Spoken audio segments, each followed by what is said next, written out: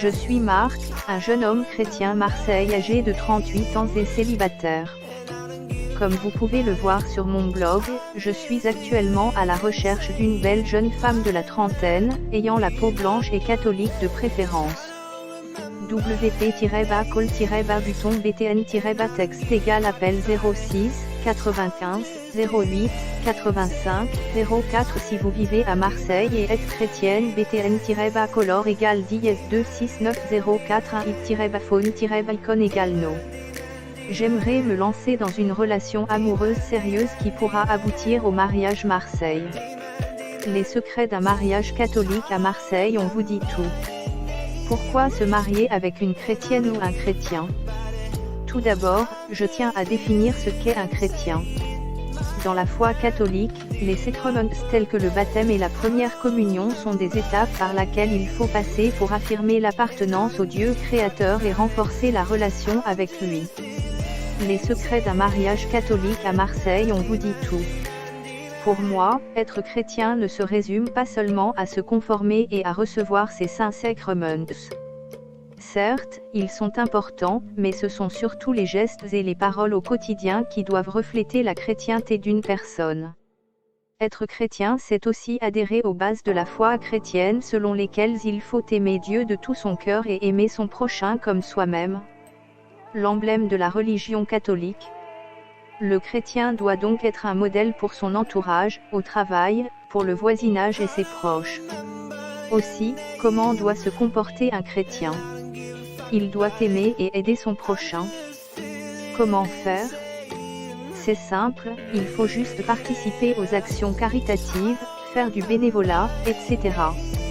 Un chrétien doit également respecter les choix et les opinions des autres, s'éloigner des mensonges et de la tromperie et chercher la paix en toutes circonstances. Les petits péchés.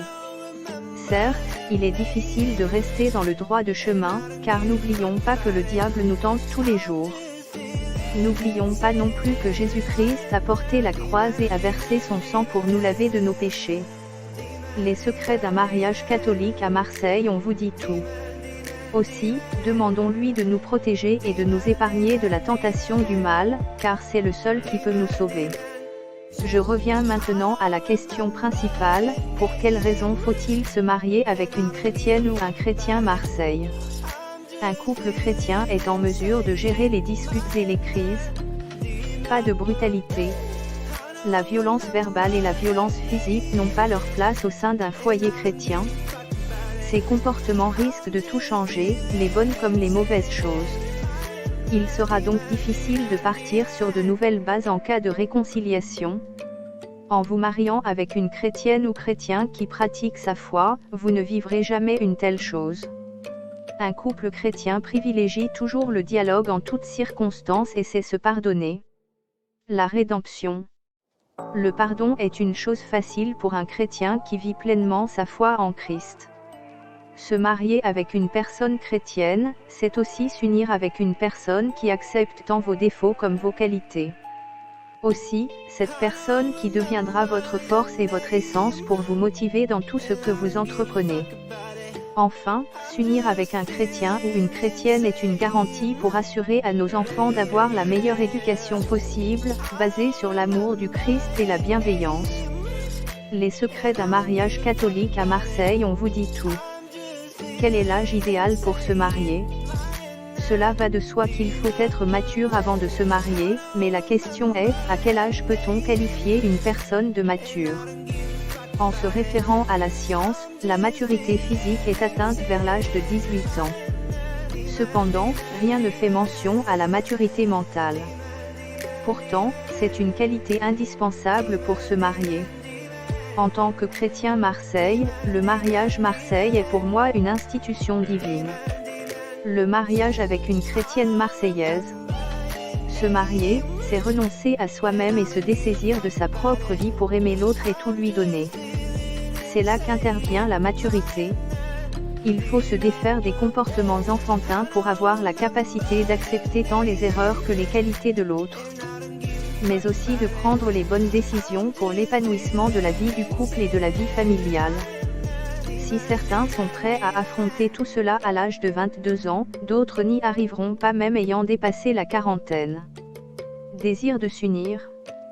À part la maturité, il y a une autre chose très importante, l'envie de se marier.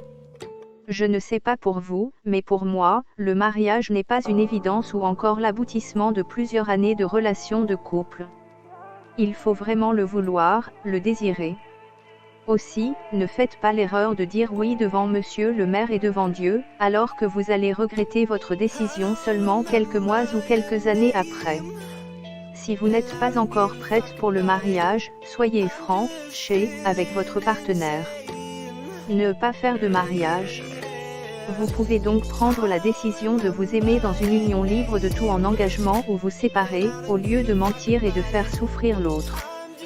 Pour clore le sujet, je dirais alors qu'il n'y a pas d'âge idéal pour s'unir et officialiser une relation de couple avec le mariage. Les secrets d'un mariage catholique à Marseille, on vous dit tout. Que vous ayez 20, 30, 40 ou 50 ans, si vous vous sentez enfin prêt, et que vous pensez avoir la maturité suffisante pour fonder une famille, votre âge à cet instant est l'âge idéal pour vous marier. Le sujet vous intéresse? Pourquoi ne pas en discuter autour d'un verre ou d'un bon repas? Nous pourrions faire une rencontre Marseille célibataire dans un restaurant Marseille. Ou dans l'une de ces célèbres soirées de la cité phocéenne pour en discuter et faire plus ample connaissance. Vous pouvez me contacter au numéro de téléphone Marseille 06 95 08 85 04 pour que nous fixions un rendez-vous. Les secrets d'un mariage catholique à Marseille, on vous dit tout. Comment choisir la robe de mariée idéale pour une chrétienne? Même en étant encore un célibataire Marseille, je sais que le choix de la robe Marseille est un véritable casse-tête pour la mariée et une étape très importante dans la préparation du mariage Marseille. La robe de mariée est ce qui va retenir toutes les attentions, celles du marié et de tous les invités. Il est donc important de la choisir avec soin. Lorsque je suis invitée dans les mariages ou lorsque je passe devant les mairies et les églises après l'officialisation de l'union d'un couple, je suis toujours étonnée par la robe de certaines femmes. Je veux bien comprendre que c'est le plus beau jour de votre vie et que la robe vous permet d'être unique et de vous démarquer des invités. Pour faire la différence, nul besoin de se mettre à moitié nu. Certaines mariées n'hésitent pas à enfiler des robes dont la moitié supérieure de la robe est faite intégralement en voile ou en dentelle, avec un immense décolleté. Uniquement les poitrines sont cachées avec un bout de tissu. D'autres choisissent une robe trop courte, alors que c'est déjà une robe près du corps. Pour moi, tout cela est indécent. C'est joli, oui, mais pas convenable. Pour dévoiler le corps de cette façon, je pense qu'il faut le faire en intimité, seulement pour votre futur mari ou en d'autres circonstances comme une soirée Marseille par exemple. La timidité. Vous diriez peut-être que je suis pudique et vieux jeu. Non. J'aime les femmes marseillaises sexy, mais élégantes. Vous pouvez porter une belle robe avec le dos intégralement dénudé, mais la poitrine bien couverte par exemple. Vous pouvez aussi porter une robe à décolleté si vous avez les poitrines menues et si le visuel ne choque pas. Vous pouvez porter une robe hyper tendance, super originale ou classique, je respecte votre choix. Je vous conseille juste, mes belles Marseillaises, de porter une robe de mariée qui ne soit pas en contradiction avec le rite religieux. En tant que chrétien Marseille catholique, c'est vraiment un sujet qui me tient à cœur et j'aimerais que ma future femme s'y conforme.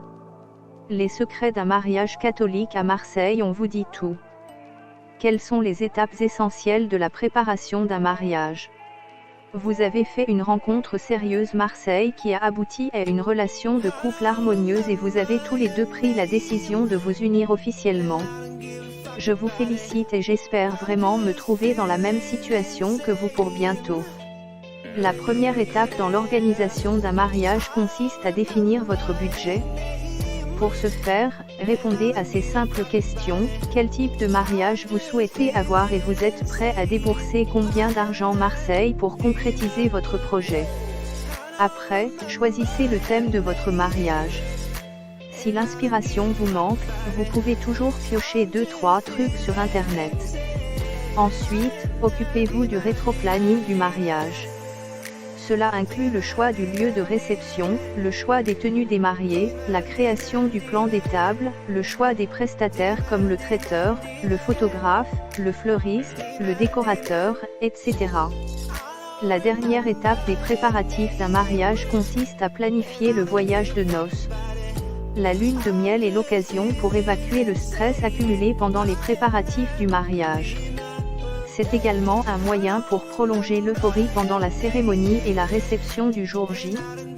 Aussi, choisissez en avance votre destination, achetez vos billets et réservez votre hôtel. Comment réagir si un Marseillais chrétien vous dit « j'ai envie de vous ». Atteint ?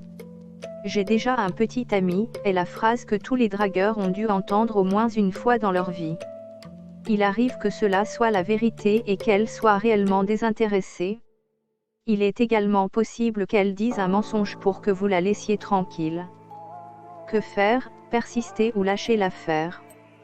Et si elle a réellement un copain, mais qu'elle vous plaît vraiment, comment la conquérir?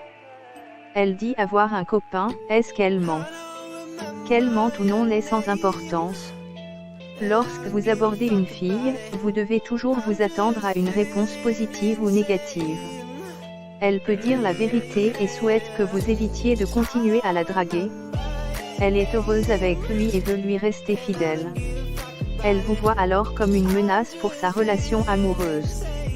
Il est également possible qu'elle dise un mensonge. Voici des possibilités qui peuvent la pousser à vous mentir à ce sujet.